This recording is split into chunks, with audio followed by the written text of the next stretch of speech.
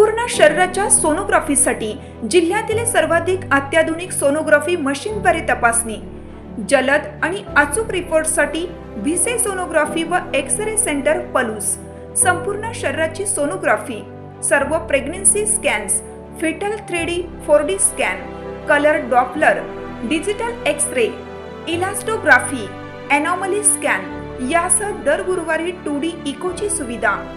Bhise sonography व X-ray centre Palus, जुने Marathe Bhise hospital जवळ, कन्याशाळा रोड पलूस।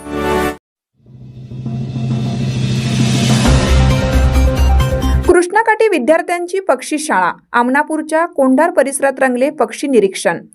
सांगली जिल्ह्याच्या पक्षी नकाशावर महत्त्वाचे केंद्र म्हणून ओळखल्या जाणाऱ्या आमनापूर येथील कृष्णाकाठाच्या कोंढार परिसरात शनिवारी विद्यार्थ्यांचा किलबिलाट पाहायला मिळाला।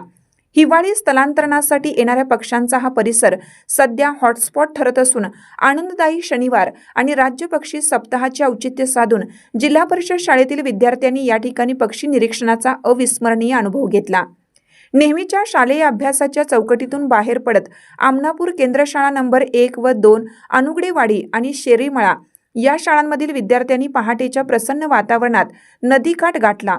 बालभारतीचे लेखक आणि पक्षीप्रेमी संदीप नाझरे यांच्या संकल्पनेतून हा प्रेरणादायी उपक्रम राबवण्यात आला। यावेळी नाझरे यांनी विद्यार्थ्यांना विविध जाती प्रजातींचे पक्षी प्रत्यक्ष दाखवून त्यांचा अधिवास, सवयी आणि निसर्ग चक्रातील त्यांच्या महत्त्वाविषयी सविस्तर माहिती दिली। पहाटेच्या निसर्गरम्य वातावरणात पक्ष्यांचा किलबिलाट ऐकत विद्यार्थ्यांनी या पक्षी विश्वांचा मनमुराद आनंद लुटला। या पक्षी निरीक्षणादरम्यान विद्यार्थ्यांनी स्थानिक आणि स्थलांतरित अशा दोन्ही प्रकारच्या पक्ष्यांच्या नोंदी घेतल्या। यामध्ये वटवट्या, वेडा रागू, पानकावळा, हळदी कुंकू बदक, ताम्रमुखी टिटवी, शराटी, काळ्या डोक्याचा शराटी, गाय बगळा, भिंगरी, पाकोळी, समुद्री घार, ढोकरी बगळा, नदी सुरय, राखी व सामान्य खंड्या, खुल्या चोचीचा करकोचा, शेकाट्या आणि चमचा अशा अनेक प्रजातींचे दर्शन घडले।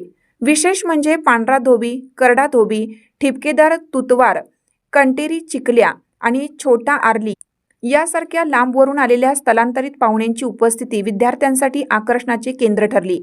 या उपक्रमाप्रसंगी निसर्गप्रेमी आदम सुतार, केंद्र प्रमुख संभाजी पाटील, मुख्याध्यापिका सुनीता मोकाशी व नीता नरदेकर उपस्थित होत्या।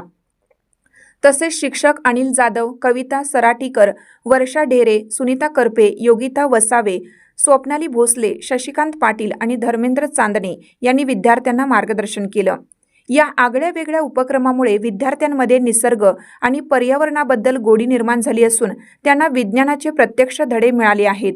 शिक्षक संदीप कांबळे यांनी सर्वांचे आभार मानले।